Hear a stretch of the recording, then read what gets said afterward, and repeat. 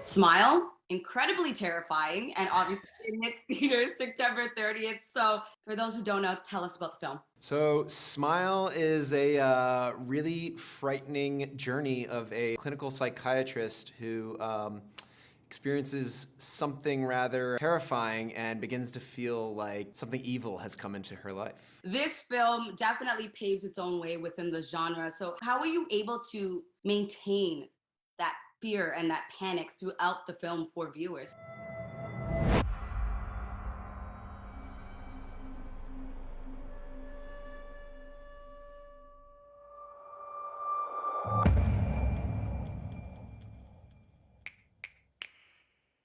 You're going to die! You're going to die! You know, for me, I think like the best kind of horror films, they tell a really, compelling human drama at their core.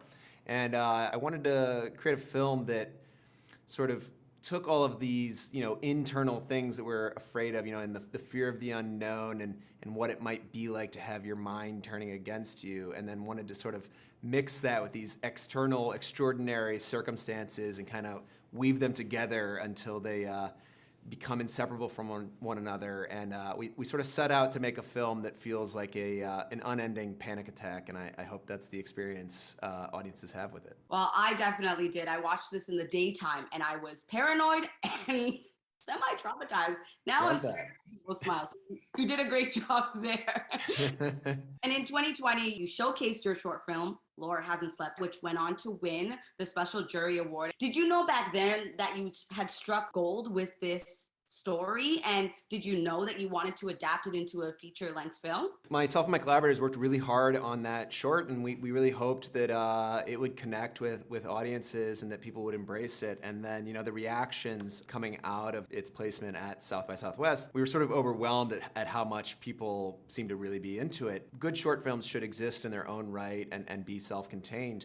But while I was in post-production finishing that film, there was something about it that kept gnawing at me, and I sort of became obsessive with this idea for a larger story that emerged out of it. And I was so excited when Paramount and my producers at Temple Hill, saw the vision of what it could be and really supported it and got behind it. And I'm just really thrilled with everything that's happened. And you decided to use practical effects within this film. Why was that something that was important for you to do? I mean, I grew up on practical effects. I love them dearly. It's one of the reasons I, wanted to make horror films. As a viewer, I find that practical effects, they just hit with,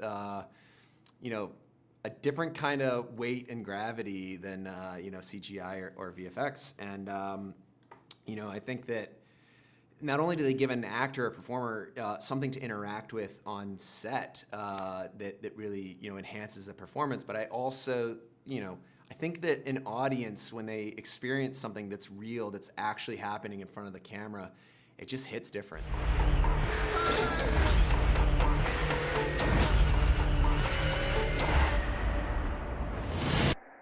I'm just really scared that something bad is going to happen.